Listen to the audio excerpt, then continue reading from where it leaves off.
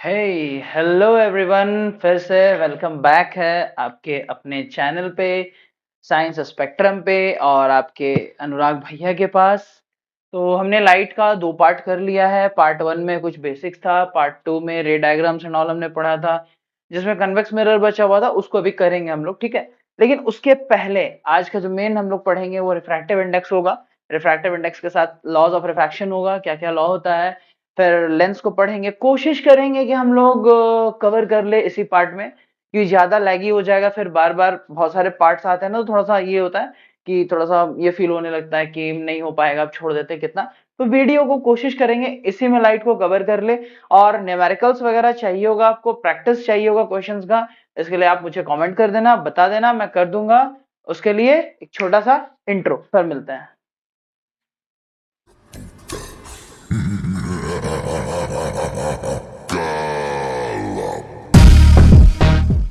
तो आ गए हम लोग वापस इंट्रो के बाद। अब हम लोग क्या करेंगे, लॉज ऑफ रिफ्रैक्शन देखेंगे। रिफ्रैक्शन हमने बताया था, मैंने फर्स्ट वीडियो में ही बताया था कि रेयर टू डेंसर आता है तो टुवर्ड्स नॉर्मल बेंड होता है, डेंसर से रेयर जाता है तो अवे फ्रॉम द नॉर्मल होता है। उसी चीज को ध्यान में रखते हुए कुछ लॉज ऑफ रिफ्रैक्शन होते हैं, जैसे रिफ्लेक्शन के लॉ होता है, रिफ्रैक्शन का भी लॉ होता है, उसको पढ़ेंगे हम लोग। सबसे पहले तो आपका लॉज ऑफ रिफ्रैक्शन जो है, जैसे पहला पॉइंट क्या है, incident ray, refracted ray and normal to the surface separating two media lies on a same plane. इसका मतलब क्या, ये बोलना क्या चाह रहा है, ये ऐसा बोलना चाह रहा है कि आपका रिफ्रैक्शन में क्या हो रहा था, जैसे ये आपका रेयर और डेंसर मीडियम था, इस पे इंसिडेंट हुआ, ये यहां से नॉर्मल बनाया, पाथ ये होना चाहिए था, ये इधर गया, सॉरी, तो टुवर्ड्स नॉर्मल होगा ना, ये यहाँ पे ऐसा इसका पाथ होना चाहिए था, ये टुवर्ड्स नॉर्मल चल गया, ठीक है। तो ये जो हमने देखा, ये कौन सा मीडियम था हमारा, रेयरर था, ये डेंसर था। तो हम लोग क्या कर रहे हैं, ये सरफेस पे क्या लाई कर रहा है, इंसिडेंट भी आया, रिफ्रैक्टेड भी आया और नॉर्मल भी आया। सरफेस सेपरेटिंग टू मीडिया, जिसको हम लोग इंटरफेस भी बोल रहे थे, दो मीडिया को जो सेपरेट कर रहा है, दो मीडियम को जो सेपरेट कर रहा है। तो इसी को ध्यान में रखते हुए हम लोग क्या किए हैं, incident ray, refracted ray, normal to the surface separating two media lies on a same plane. ये हमारा हो गया पहला लॉ ऑफ रिफ्रैक्शन। और रिफ्लेक्शन का लॉ हम पढ़ चुके हैं। अब रिफ्रैक्शन का सेकंड लॉ क्या है, सेकंड लॉ क्या बता रहा है रिफ्रैक्शन, जैसे फर्स्ट लॉ हमने पढ़ा कि refracted ray normal and surface separating two media पे लाई करता है। Sine of angle of incidence to the sine of angle of refraction is constant for a pair of media. अब भैया थोड़ा सा लैंग्वेज हो रहा है टेढ़ा, सिंपल में समझते हैं, ठीक है। हम लोग क्या जानते हैं कि जब भी इंसिडेंट होता है तो ये एंगल आई बनाता है, रिफ्रैक्टेड होता है तो ये एंगल आर बनाता है, जो भी बनाता है हमारा, ठीक है। एंगल आई एंगल आर होता है। तो हम लोग क्या ले लिए, साइन ले लिए इसको, जैसे हम लोग मैथ्स में पढ़े ना, साइन कॉस टेन। यहाँ पे जब भी हम लोग रिफ्रैक्शन और रिफ्लेक्शन पढ़ते हैं, उसमें हम लोग एंगल जनरली कंसीडर करते हैं, थोड़ा कंपोनेंट पे बेस्ड होता है, हॉरिजॉन्टल या फिर वर्टिकल कंपोनेंट, वो आप हायर क्लासेस में पढ़ोगे। यहाँ पे हम लोग साइन लेते हैं, ठीक है। साइन जो होता है हमारा मैथ्स में हम लोग पढ़ा है ना, साइन, कॉस, टेन, कॉट से कोटेक कोसेक वो सब हम लोग पढ़े, तो उसको पढ़ना है। Sine of angle of incidence मतलब ये, and sine of angle of refraction is constant for a pair of media. Sin I by sin R is equal to constant. मेरी बात को अब समझो, ठीक है। ये तो हर जगह लिखा होता है sin I by sin R constant है। ये होता क्या है एक्चुअली में, मेरी बात को समझना आप, ठीक है। सपोज कि ये एयर है, एक नॉर्मल डेंसिटी पे चल रहा है, हमारा एयर है, और ये क्या है, एक प्योर वाटर है, फिर पॉन्ड वाटर वाटर है। तो मेरी बात को आप यहाँ पे ये समझो, एयर पे जो एंगल ऑफ इंसिडेंस बनाएगा ये वाटर के साथ, पेयर, पेयर बात को समझना, जोड़ा, पेयर, पेयर जिसको आप लोग के भाषा में बोले तो कपल, कपल। हाँ अब थोड़ा सा समझ में आएगा ना कि कपल बोल दिए सर, रे पढ़ाई कर काम देगा। पेयर का मतलब होता है कपल। कपल का मतलब क्या होता है, एयर और वाटर को एक हम लोग पेयर मान लिए। हमारा यहाँ पे कंसिडर करने का एयर एंड वाटर एक हमारा पेयर हो गया। जैसे होता है ना कि इसे पेयर बोलता है कि तुम खाना खाओगी तो ही मैं खाना खाऊंगा, बाबू ने खाना खाया तो मैं खाना खाऊंगा। तो बेटा तेरा बाबू खाना खाए ना खाए, अगर परीक्षा में मार्क्स नहीं आया ना बोर्ड में, तेरा बाबू मार मार के तेरा हालत खराब कर देगा, तेरा बाबू बहुत पीटेगा। तो बाबू को छोड़ो, बाबू और सबके बारे में सोचो। तो यहाँ पे पढ़ाई पे ध्यान दो, ठीक है। तो होता क्या है कि कपल अगर हम लोग मान लिए एयर और वाटर, तो एयर पे जिस एंगल पे इंसिडेंट हो रहा है, ठीक है, ये जो साइन एंगल बनाएगा और इसके बाद वाटर पे जो साइन आर बनेगा, ठीक है, वो कांस्टेंट होगा। ऑब्वियसली एयर का जो भी रिफ्रैक्टिव इंडेक्स है जनरली ये कांस्टेंट होगा, वाटर का रिफ्रैक्टिव इंडेक्स एक हम लोग जनरली कांस्टेंट एक रेंज लेके चलते हैं। तो जब रिफ्रैक्टिव इंडेक्स होगा तो वो क्या करेगा, इक्वल वे में इंसिडेंट और इक्वल वे में रिफ्रैक्ट करेगा। अब एक टर्म मैंने आपके सामने बोल दिया, रिफ्रैक्टिव इंडेक्स। रिफ्रैक्टिव इंडेक्स होता क्या है, रिफ्रैक्टिव इंडेक्स हम लोग एन से डिनोट करते हैं, ठीक है, एन से, लेटर एन से। रिफ्रैक्टिव इंडेक्स का अगर हम लोग डेफिनेशन लिखेंगे ना, तो रिफ्रैक्टिव इंडेक्स का डेफिनेशन होता है कैपेसिटी और ability of a medium to bend the ray of light.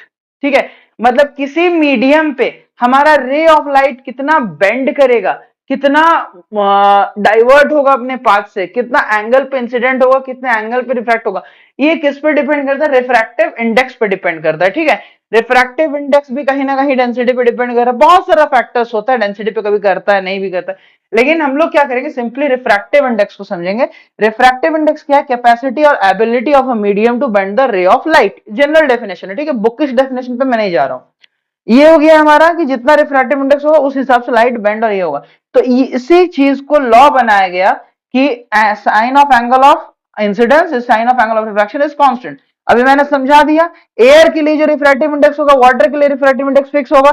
जब रिफ्रैक्टिव इंडेक्स फिक्स होगा तो कितना रे बेंड करेगा, कितना रे बेंड करेगा और कितना स्ट्रेट जाएगा ये भी फिक्स होगा। तो ये सारे चीज को ध्यान में रखते हुए sine i by sine r is equal to constant हमने बनाया। ठीक है, अब आता है इसी लॉ को, इसी चीज को क्या बोला जाता है, स्नेल्स लॉ। क्या बोला जाता है, स्नेल्स लॉ। इसी चीज को बोला जाता है स्नेल्स लॉ। स्नेल्स लॉ क्या बोलता है, sine of angle of incidence is equal to the sine of angle of refraction is equal to constant. इसी को हम लोग मान के चलते हैं स्नेल्स लॉ को।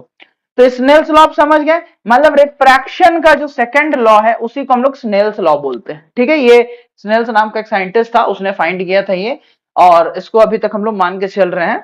ठीक है, ये हो गया हमारा।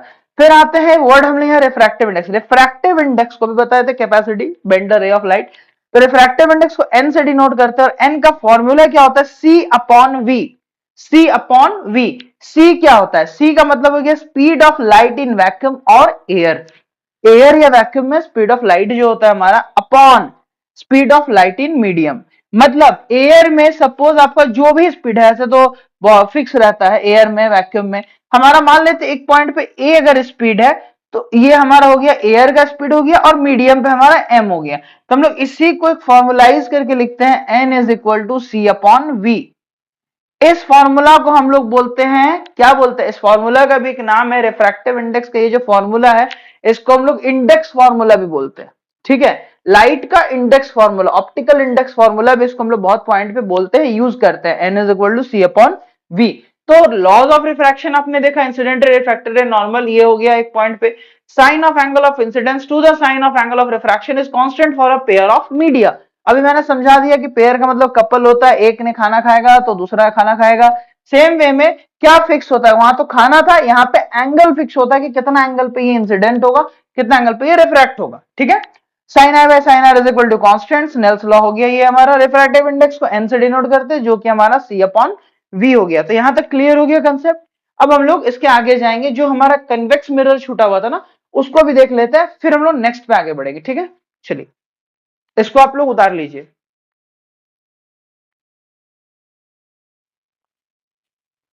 तो चलिए अब हम लोग कन्वेक्स मिरर, अभी बोले थे कन्वेक्स मिरर में जो प्रॉब्लम था उसको हम लोग कर लेंगे। प्रॉब्लम नहीं था एक्चुअली में, कल इसको डिस्कस नहीं कर पाए थे हम लोग। कन्वेक्स मिरर क्या होता है, हमारा कन्वेक्स मिरर उल्टा होता है कनकेव का, हमें पता ही है। कन्वेक्स मिरर में जब रे डायग्राम का बात आता है ना, तो कन्वेक्स मिरर में दो पॉइंट पे रे डायग्राम बनते हैं।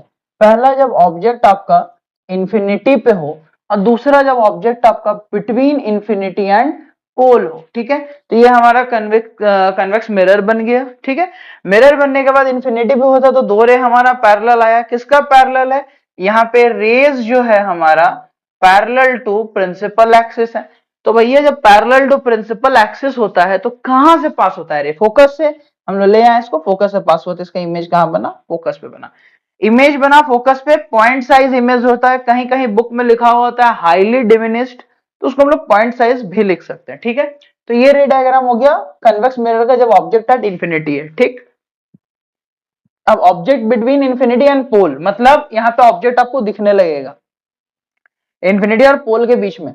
ऑब्जेक्ट यहाँ पे लगे, ऑब्जेक्ट है ए बी। हाँ, एक बात है, ऑब्जेक्ट को जनरली हम लोग जो भी डिनोशन देते हैं वो जैसे मान लेते ए बी अगर मानते हैं, ठीक है, ए बी, तो इसका इमेज बनेगा ए डैश बी डैश, ठीक है।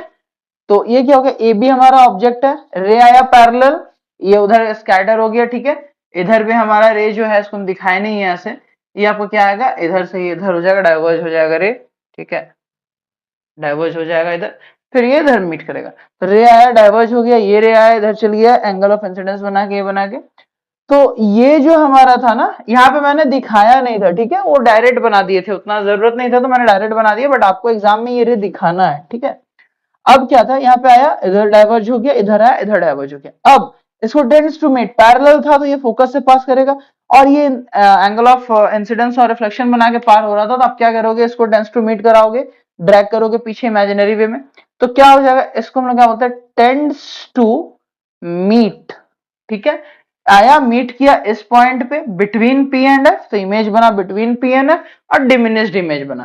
तो ये दोनों डायग्राम आप बना लो। रे डायग्राम कनकेव का हमने बना लिया था, जिसमें हमारा क्या था कि 5 रियल एंड इन्वर्टेड बन रहा था, एक वर्चुअल इरेक्ट बन रहा था कनकेव मिरर में, और कन्वेक्स में क्या बन रहा है, ये आपका दोनों जो है ना, इमेज क्या बनेगा, यहाँ पे तो हम लोग पॉइंट साइज से कुछ बोल नहीं सकते, बट बनेगा वही वर्चुअल इरेक्ट, क्योंकि टेंस टू मीट हो रहा है। यहां पे क्या बनेगा, वर्चुअल बनेगा, इरेक्ट बनेगा, डिमिनिश्ड बनेगा, ठीक है। बात को समझो, इसको फटाक से आप कॉपी कर लो, फिर हम लोग लेंस में जाएंगे कि लेंस होता क्या है। चलो इसको आप लोग लिख लो। तो चलिए अब हम लोग लेंस को पढ़ेंगे, ठीक है। लेंस होता क्या है, हमने पहले पढ़ा था, क्या पढ़ा था, प्लेन मिरर पढ़ा, कनकेव मिरर पढ़ा, कन्वेक्स मिरर पढ़ा, और उसका यूजेस भी हम लोग देखे थे, कुछ के यूजेस क्या क्या होता है, और अगर नहीं देखे तो क्या उसको टक आउट कर लेंगे। तो यूजेस कहाँ पे क्या क्या करते हैं हम लोग मिरर का। अब लेंस को हम लोग को पढ़ना है कि लेंस एक्चुअली में है क्या। देखो यहाँ पे लेंस आपको 4 तरह का होता है, और भी होते हैं लेंस, बट आपको सबसे पहले पढ़ना है कनकेव लेंस, दूसरा पढ़ना है कन्वेक्स लेंस, और जनरल में और होता है प्लेनो कन्वेक्स लेंस होता है, ठीक है, और कनकेवो कन्वेक्स लेंस होता है। ये दोनों बस आपको जानना है नाम, ठीक है। इसको स्टडी आपको उतना नहीं करना है डीपली, मेन आपका ये दोनों पे रे डायग्राम्स बन सकते हैं, और ये दोनों पे हमारे क्वेश्चंस आते हैं। तो उसको अभी हम लोग इग्नोर करते हैं, आप सिर्फ इसका डायग्राम बना लो अगर आपको नोट्स बनाना है अपना, तो कि प्लेनो कन्वेक्स लेंस भी होता है, और आपका क्या होता है, कनकेवो कन्वेक्स लेंस भी होता है, ठीक है। मैं से मिटा रहा हूं।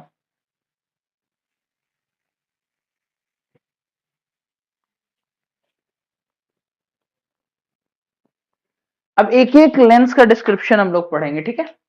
अभी क्या था, हमारा कनकेव लेंस था, चलो इसे बीच में बना लेता हूं तो आपको समझाने में मुझे आसानी होगा।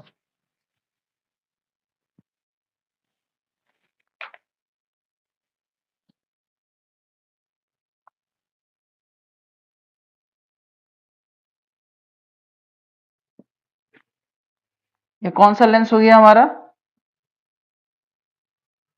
कनकेव लेंस हो गया। अब देखो यहां पे ना थोड़ा सा ट्विस्ट है, ट्विस्ट क्या है, मिरर में जो फंडा था वो यहां अपोजिट हो जाएगा। मिरर में हमने क्या पढ़ा था, कनकेव था, कन्वेक्स था। लेंस में क्या है, कनकेव है, कन्वेक्स है, ठीक है। मिरर में कनकेव क्या था, कन्वर्जिंग था, कन्वेक्स क्या था, डाइवर्जिंग था। लेंस में कनकेव क्या है, लेंस में कनकेव हमारा है डाइवर्जिंग, और कन्वेक्स क्या है, कन्वर्जिंग। ये बात आप ध्यान देना कि लेंस में हमारा उल्टा होता है, मिरर में उल्टा होता है, कंफ्यूज मत हो जाना कि कनकेव मिरर सर ने बताया था कन्वर्जिंग तो भैया कन्वर्ज कर दिए, नहीं, वो मिरर था, लेंस में उल्टा होता है, ठीक है। तो अब हम लोग क्या करेंगे, अभी देखो लेंस का, देखो कनकेव मिरर डाइवर्जिंग है, देखो सबसे पहले तो हम लोग बना देंगे इस पॉइंट के बीच में, तो इसको ऑप्टिकल सेंटर बोलते हैं, ओ से डिनोट करते हैं। फिर हमारा मान लो कि 2 रे आया, ठीक है। अभी हमने क्या बोला कि डाइवर्जिंग है, डाइवर्ज हो गया। तो फिर ये जो डाइवर्ज हो गया ये हमारा मीट कहाँ करेगा, इसका इमेज कैसे हम लोग फॉर्म करेंगे, तो इसका इमेज भी हम लोग जैसे फॉर्म करते थे वैसे ही फॉर्म करेंगे। पैरेलल है तो ये कहाँ मीट करेगा, F1 पे करेगा। इधर F1 कर देते उधर F2 कर देते, ठीक है। ये इसका फोकस हो गया, ये इसका फोकस हो गया, ऐसे हम लोग करते हैं, ठीक है। तो आया रे डाइवर्ज हो गया, कनकेव लेंस में डाइवर्ज हो गया, यहाँ पे इसका इमेज फॉर्म होगा स्क्रीन पे जैसे हम लोग करेंगे, ठीक है। और एक बात और ध्यान देना, कोई रे अगर प्रिंसिपल एक्सेस को जनरली बोल रहे हम लोग, प्रिंसिपल एक्सेस पे है, सीधा पड़ रहा है, ऑप्टिकल सेंटर से पास होगा, तो ये तो प्रिंसिपल एक्सेस हमारा हो गया। कोई भी रे अगर हमारा ऑप्टिकल सेंटर से पास होता है अनडेविएटेड पास होगा, ठीक है। अनडेविएटेड मतलब अपने पाथ से वो हिलेगा डुलेगा नहीं। तो इसको हम लोग थोड़ा सा आगे समझेंगे इस बात को, ठीक है। अब इसको छोड़ दो आप, क्वेश्चन भी आता है इसमें। तो ये हमारा क्या हो गया, कनकेव लेंस हो गया, कि ये क्या कर रहा है, डाइवर्ज कर रहा है और उसका इमेज ऐसे फॉर्म हो रहा है हमारे पास। ये कनकेव लेंस हो गया, डाइवर्जिंग है। ये डायग्राम आप बना लो, ये कनकेव लेंस का डायग्राम है, ठीक है। पॉज करके वीडियो को आप बना सकते हो, मैं मिटा दे रहा हूं, ठीक है।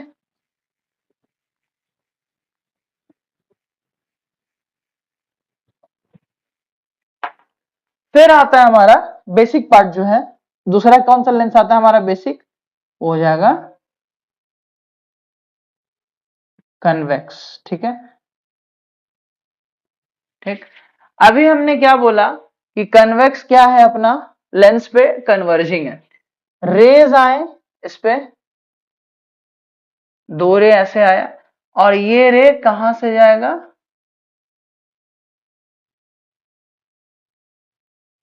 ये एफ हो गया, इसका एफ इधर होगा, इसका एफ इधर होगा, F2 कर दो F1 कर दो, डिपेंड करता है, कोई दिक्कत नहीं।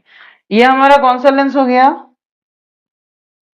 कन्वेक्स लेंस हो गया। थोड़ा सा डायग्राम अच्छे से बना लेना, मैं बस ऐसे ही बना रहा हूं। देखो बहुत जगह पे डायग्राम पे क्या होता है ना, ये रे यहां तक लाके बेंड करते हैं, यहां तक लाके बेंड करते हैं, ठीक है। तो उससे कोई दिक्कत नहीं है, आप अगर इसके मिड पार्ट के आसपास से भी बेंड कर रहे हो कोई इशू नहीं है उसमें, ठीक है। उसको गलत नहीं बोला जा सकता, यहां से बेंड करता है, बहुत सारे में यहां से बेंड करता है, उससे दिक्कत नहीं है। मेन चीज क्या, कन्वर्जिंग रे होना चाहिए। यहाँ पे रे क्या कर रहा है आपका, कन्वर्जिंग है, रे का नेचर कन्वर्जिंग है, ठीक है।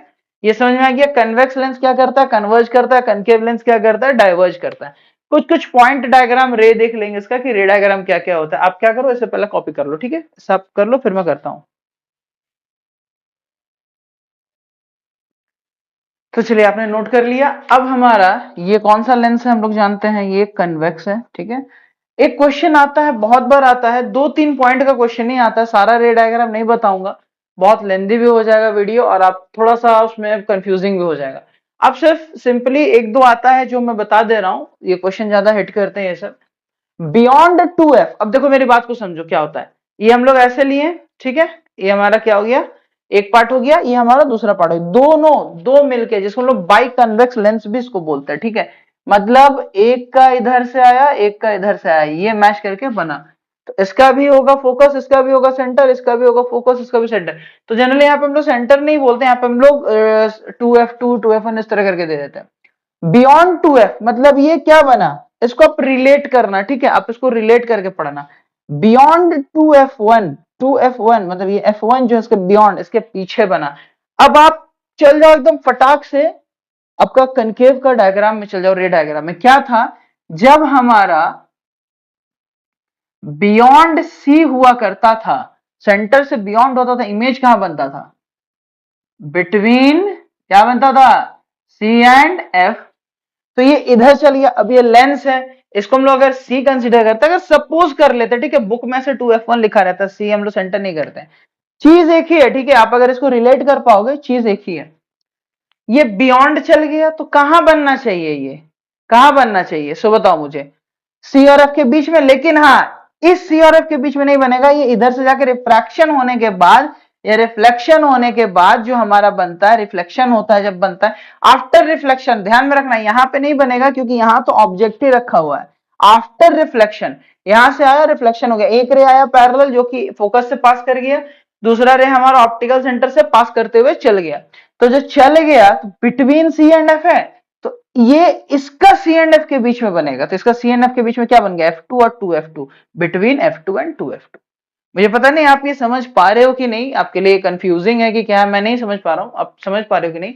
लेकिन इस बात को अगर आप रिलेट कर पा रहे हो, जो कि हमारा कनकेव का था रे डायग्राम, जो हम लोग कनकेव में करते थे, क्यों करते थे ये, क्योंकि कनकेव भी हमारा क्या था, कन्वर्जिंग था, कन्वर्जिंग था। तो फंडा सेम है, बियॉन्ड सी में बिटवीन सी एंड एफ बन रहा था, इसको आप एफ मान लो इसका, और इसको आप सी मान लो। तो इधर अगर बियॉन्ड सी है तो इधर सी और एफ के बीच में बन रहा, मतलब F2 और 2F2 के बीच में बन रहा है। आया बात समझ में? इसको नोट कर लो, फिर एक और है वो बता दे रहा हूं।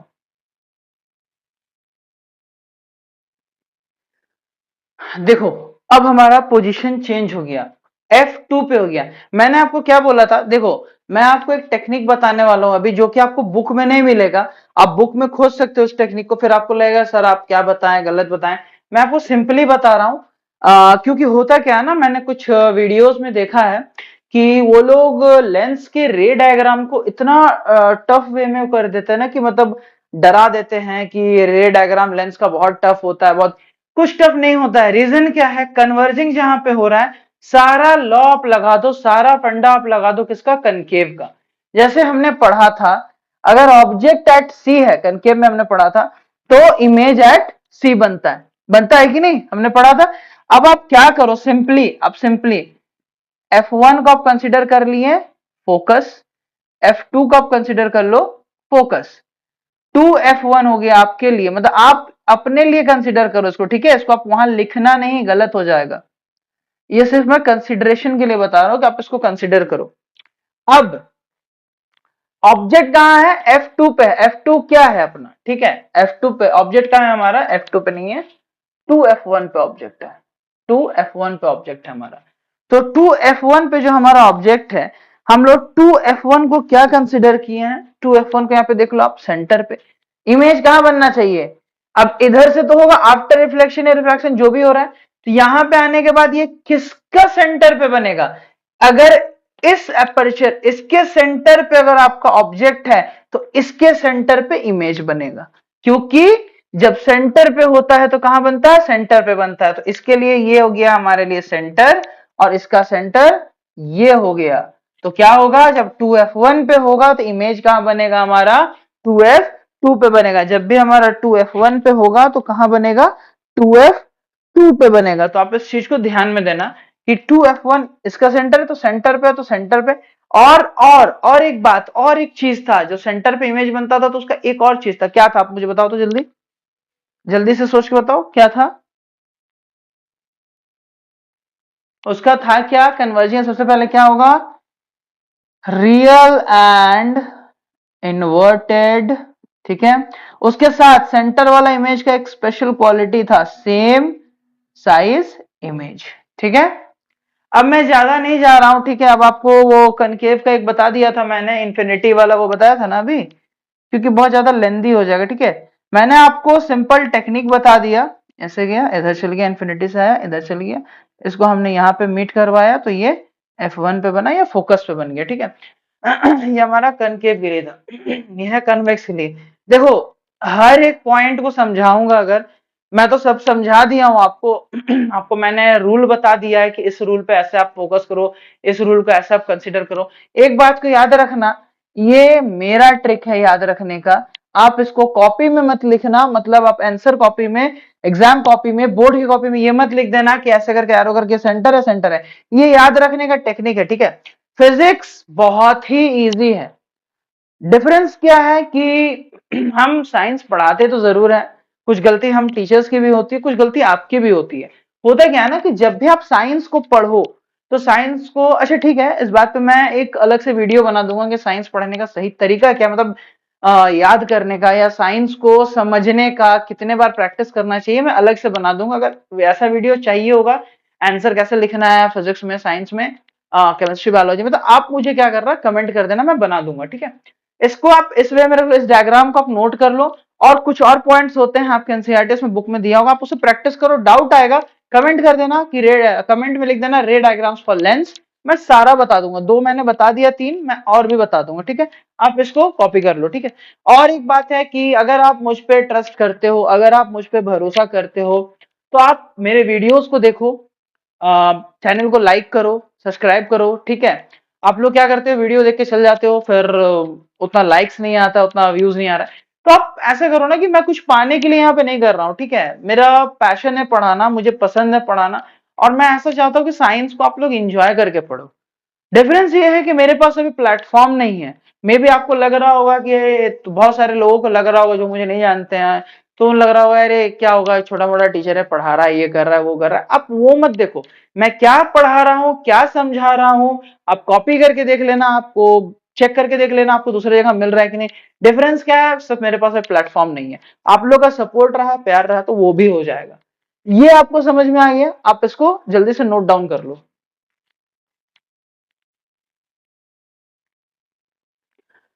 चलिए, आपने वो लिख लिया। अब इस चीज को हम लोग समझते हैं, लास्ट लास्ट में ही है हम लोग चैप्टर के। थोड़ा सा समझ लेते हैं, दो तीन फॉर्मूलाज है। मैग्निफिकेशन का मतलब क्या होता है कि किसी भी ऑब्जेक्ट को कोई लेंस या कोई मिरर कितना बड़ा करके दिखा रहा है या कितना छोटा करके दिखा रहा है। पॉजिटिव मैग्निफिकेशन होता है, नेगेटिव मैग्निफिकेशन होता है, ठीक है। तो मैग्निफिकेशन का फॉर्मूला क्या होता है, एच डैश अपॉन एच इसको भी मान सकते हैं equal to minus v upon u. तो एच डैश यहाँ पे क्या हो जाता है, एच डैश हो जाता है हाइट ऑफ इमेज, ठीक है। एच क्या हो जाता है, हाइट ऑफ ऑब्जेक्ट। तो मैग्निफिकेशन को अगर हम लोग देखेंगे तो height of image upon height of object होगा, जिसको हम लोग एच डैश अपॉन एच, और इसका एक और होता है, इसको माइनस वी बाई यू कर देते हैं, object distance upon image distance करके, ठीक है। तो ये हमारा फॉर्मूला दिया, माइनस को बीच में देना, ठीक है, वी पे सिर्फ मत देना। तो ये हमारा फॉर्मूला क्या होता है, कभी कभी हम लोग क्या यूज करते हैं, h is m is equal to h dash upon h equal to minus v upon u. ऐसे करके भी हम लोग निकालते हैं। ये वाला फॉर्मूला हम लोग यूज करते हैं, कहाँ यूज करते हैं, जहां हाइट ऑफ इमेज निकालना होता है। कैसे निकालते हैं हम लोग हाइट ऑफ इमेज, सपोज कि आपके पास ये दिया हुआ है, हाइट ऑफ ऑब्जेक्ट दिया है, वी यू सब दिया हुआ है। आप क्या करोगे, इसको उधर ले जाकर मल्टीप्लाई कर दोगे, h dash is equal to minus v upon u h करके। तो अगर आपको न्यूमेरिकल्स चाहिए होगा फॉर्मूलाज पे, तो आप मुझे कमेंट कर देना, न्यूमेरिकल्स चाहिए सर, मैं 10-15 क्वेश्चंस एक्सट्रैक्ट करके आपको बेस्ट न्यूमेरिकल्स निकाल के दूंगा, और होपफुली वैसा ही न्यूमेरिकल्स आपको बोर्ड में मिलेंगे, ठीक है। फिर आते हैं पावर। पावर क्या होता है, किसी भी लेंस का पावर क्या होता है, इसको रेसिप्रोकल ऑफ फोकल लेंथ हम लोग बोलते हैं। मतलब फोकल लेंथ ज्यादा होगा पावर कम होगा, पावर ज्यादा होगा फोकल लेंथ कम होगा, ऐसे करके इसको बनाते हैं। जनरली फॉर्मूला होता है, सपोज किसी का आपका हो गया, किसी का फोकल लेंथ हो गया 50 सेंटीमीटर सपोज, पावर निकालने के लिए क्या हो जाएगा, ये सबसे पहले सेंटीमीटर है, तो सेंटीमीटर इंटू मीटर पहले इसको कन्वर्ट करेंगे, ठीक है। सेंटीमीटर को मीटर में कन्वर्ट करेंगे, फिर उसका रेसिप्रोकल करके निकालेंगे। एक बात याद रखना कि जब भी आप पावर निकाल रहे हो तो पावर का यूनिट क्या है, डायोप्टर होता है पावर का unit, denoted by capital D. तो डायोप्टर में जब भी आप निकाल रहे हो पावर, जब भी आप निकाल रहे हो, आपका जो फोकल लेंथ है ना, वो फोकल लेंथ क्या होना चाहिए, मीटर में होना चाहिए, ठीक है। और जनरली फोकल लेंथ क्या दिया हुआ रहता है हमारा, सेंटीमीटर में। जैसे यहाँ पे अगर हम लोग मान लेते हैं सेंटीमीटर में है, तो इसको मीटर में जब कन्वर्ट करेंगे 0.5 मीटर हो जाएगा। उस तरह करके हम लोग इसको आगे ले जाएंगे, ठीक है। इसको हम लोग करके आगे सॉल्व करेंगे कि हमारा मीटर से सेंटीमीटर से मीटर में कन्वर्ट करेंगे, फिर उसका रेसिप्रोकल करके डायोप्टर हम लोग करके इसको खत्म कर देंगे। और हम लोग न्यूमेरिकल सॉल्व करने के लिए हमारे पास मिरर फॉर्मूला होता है, 1/v plus 1/u is equal to 1/f। और एक मिरर फॉर्मूला है और एक लेंस फॉर्मूला है, 1/v minus 1/u is equal to 1/f। या तो 1/u प्लस 1/v ऐसे भी लिख सकते हैं, 1/u plus 1/v is equal to 1/f, 1/u minus 1/v is equal to 1/f। ये हमारा हो गया मिरर फॉर्मूला, हो गया हमारा lens formula. Lens formula and mirror formula हमारा हो गया। तो लगभग हमने टॉपिक्स को कवर कर लिया है, ठीक है। रे डायग्राम समझ गए, लेंस समझ गए, मिरर फॉर्मूला समझ गए, लेंस फॉर्मूला समझ गए, मैग्निफिकेशन हमने समझा, अभी पावर हमने समझा कैसे करना है। अब होता क्या है ना, आपको लग रहा होगा कि सर इसे बहुत जल्दी में पार कर दिया, मैं इसे जल्दी में पार नहीं किया हूं। ये सारे फॉर्मूलाज जो है ना, ये एप्लीकेबल है न्यूमेरिकल्स पे। जब आप न्यूमेरिकल सॉल्व करोगे तब ये सारे फॉर्मूलाज आपके काम में आएंगे। अगर आपको ये थर्ड पार्ट था लाइट का और ये लास्ट पार्ट है, अब लाइट का पार्ट नहीं लाऊंगा, अब मैं बायोलॉजी या केमिस्ट्री लाऊंगा। जो भी चैप्टर आपको चाहिए, क्लास 10 के लिए भी बोल रहा हूं, और क्लास 9 और 8 के बच्चे अगर देख रहे हैं मेरा चैनल, आपको जिस भी टॉपिक पे चाहिए वीडियो कि हाँ सर मुझे साइंस का ये पढ़ना है ये पढ़ना है, कमेंट कर देना, वीडियो आपको मिल जाएगा। और 10th के बच्चे जो लाइट देख रहे थे, पूरे सीरीज को उन्होंने फॉलो किया, पार्ट 1 पार्ट 2 ये पार्ट 3 है, लाइट का लास्ट पार्ट है, तो आप मुझे कमेंट कर देना कि आपको इसके बाद कौन सा चैप्टर चाहिए, बायोलॉजी का, केमिस्ट्री का या फिर फिजिक्स का, ही कौन सा चैप्टर आपको चाहिए। ठीक है, तो हम लोग अभी ऐसे एक चैप्टर हुआ फिजिक्स का, अब मेरा ऐसा ओपिनियन है एक बायोलॉजी एक केमिस्ट्री कर लेते हैं तो हम लोग फर्स्ट एग्जाम के लिए हम लोग प्रिपेयर्ड हो जाएंगे। ठीक है, तो ये तो करेंगे ही। और अगर आपको न्यूमेरिकल्स चाहिए होगा, लाइट का स्पेशल न्यूमेरिकल्स चाहिए सॉल्व करने के लिए, तो आप मुझे कमेंट कर देना कि सर न्यूमेरिकल्स चाहिए लाइट का, आप बना के तो न्यूमेरिकल्स जरूर लाऊंगा मैं। सिर्फ आप सपोर्ट करना, लाइक शेयर सब्सक्राइब कर देना, जितने लोग हैं 10th के सबको फैला दो, दोस्त यार कोचिंग में पढ़ते हैं कहीं भी पढ़ते हैं, गारंटी है आप कहीं भी पढ़ो, आपको ये जितना मैं बता दूंगा आप 100% पार करोगे, आप 100% नंबर लाओगे, मेरा गारंटी है।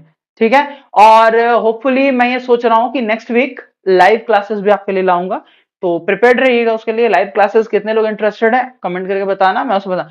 और जाने से पहले एक शायरी आपके लिए, 1 मिनट।